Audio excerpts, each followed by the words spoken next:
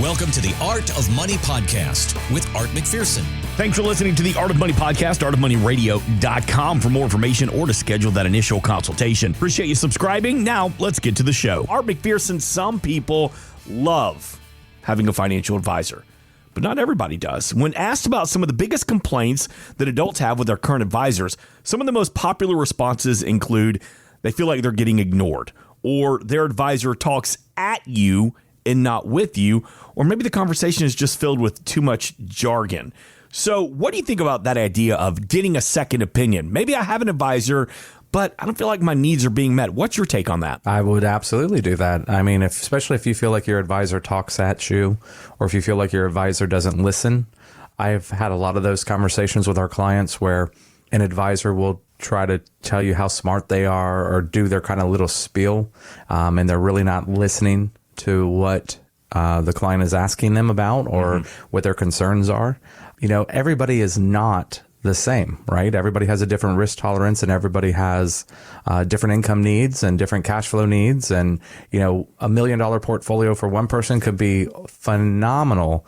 And then the same person with $1 million, it's not enough, you know, a different person with the same $1 million. So it just really depends on your budget, your analysis of things, and making sure that you've got those funds and those resources to be able to get you through a very stress-free retirement is what we want all of our clients to be in. Luke McCarty, when you meet with somebody that's getting that second opinion, what do you find is their most common complaint? I wouldn't say it's a common complaint from them walking into the door, but I think the most common eye-opening event that happens in that first meeting is my advisor never talked about taxes. I have a potential client right now. So someone who is getting a second opinion, I just got their portfolio. They just sent me the details after our meeting. And, this person has an advisor. I looked at the portfolio, there's nothing glaringly wrong with it other than the fact that he should do Roth conversions this year and maximize the 12% tax bracket. So even if our returns are exactly the same as another advisor, but we save you 5 to 10% on taxes, well, now your returns are 5 to 10% higher, and of course our goal is to have, higher returns with lower risk, but it really just depends where you currently are. So I think the eye opening is taxation. And of course, getting a second opinion is always important. I mean, if, do you go to one doctor for your knee surgery or do you ask a second one? Go around. I mean, just check it out, see what is a good fit for you and your family and your portfolio and your, and the way you look at things and the way you look at investments. And, I just the biggest piece is just that tax plan. Having Mark Bernard in the first meeting with you, sitting down with an advisor, myself or Art, and a CPA is a pretty big deal. Can't stress that enough this weekend, how important it is to have that tax strategy. With the help from Mark Bernard and the team of the McPherson Financial Group, 321-425-8550. And speaking of that second opinion, there's also something nice about knowing that Art McPherson, Luke McCarty, the entire team, they live here, they work here, they play here. They know the economy of Florida and the Space Coast. 321-425-8550. And right now we're in the fourth quarter, and that means it's RMD season, required minimum distributions.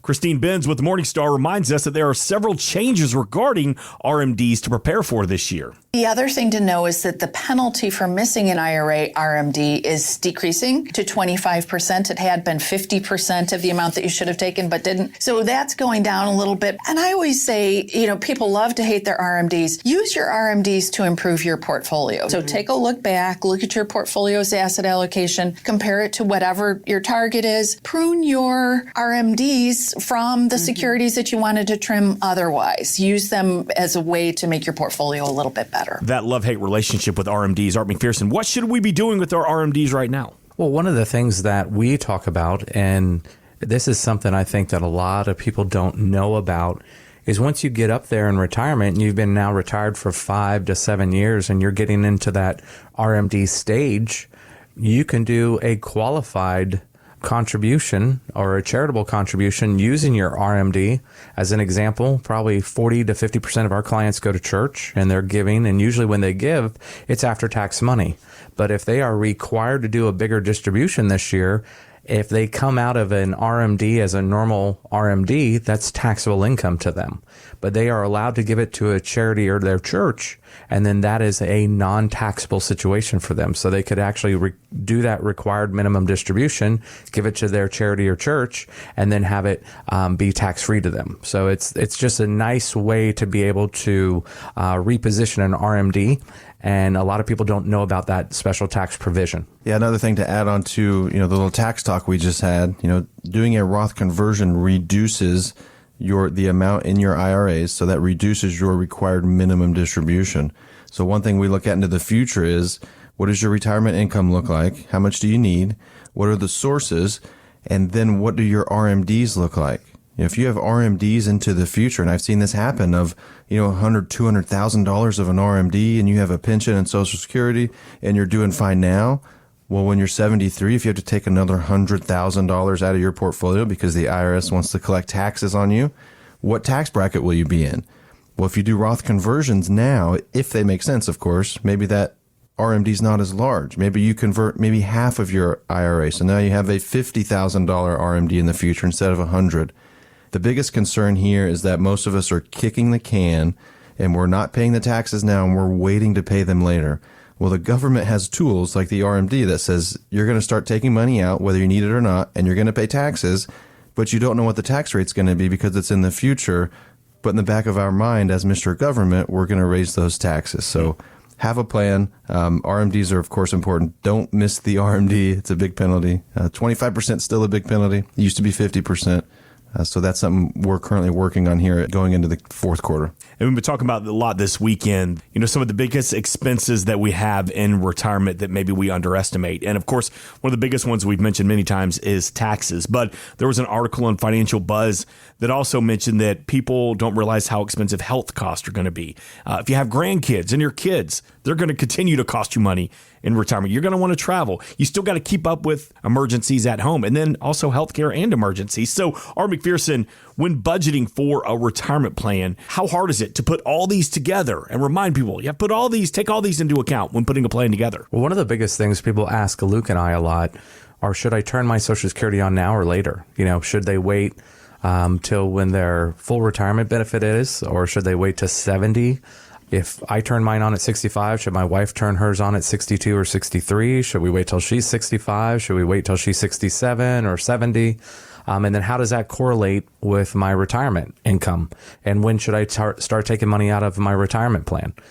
There's all kinds of questions like that. One of the things that Luke and I simplify for a lot of people, when they come in the door, if they're making $150,000 a year while working, they think, well, I'm going to need $150,000 in retirement. That's not necessarily true, because usually the average person only sees about 60% of their gross income.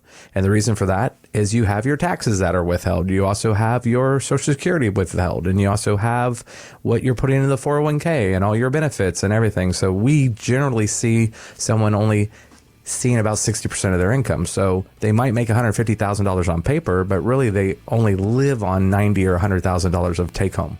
So we build their portfolio modeling from that take-home income and make sure they have enough take-home while retired that it's the same take-home they had while working.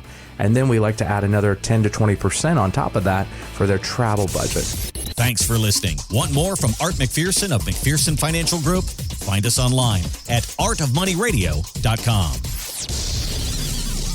We are an independent financial services firm helping individuals create retirement strategies using a variety of financial and insurance products to custom suit their needs and objectives. Securities offered through World Equity Group, Inc., member FINRA and SIPC, a registered investment advisor. Investment advisory services offered through ProStatus Group, LLC. McPherson Financial Group and ProStatus Group, LLC are separate entities and are not owned or controlled by World Equity Group, Inc. Exposure to ideas and financial vehicles discussed should not be considered investment advice or recommendation to buy or sell any financial vehicle. Past performance is not a guarantee of future results. Investments can fluctuate and when redeemed may be worth more or less than when originally invested. Investment financial professionals are not licensed in all 50 states. Art McPherson is not affiliated with nor endorsed by the Social Security Administration or any other government agency and does not provide legal or tax advice. Please consult with your attorney, accountant, and or tax advisor for advice concerning your particular circumstances. Annuity guarantees rely solely on the financial strength and claims paying ability of the issuing insurance company. By contacting us, you may be provided with information about insurance and annuity products offered through Arthur McPherson. Florida Insurance License number A174. 725. Today's show has been a work of art.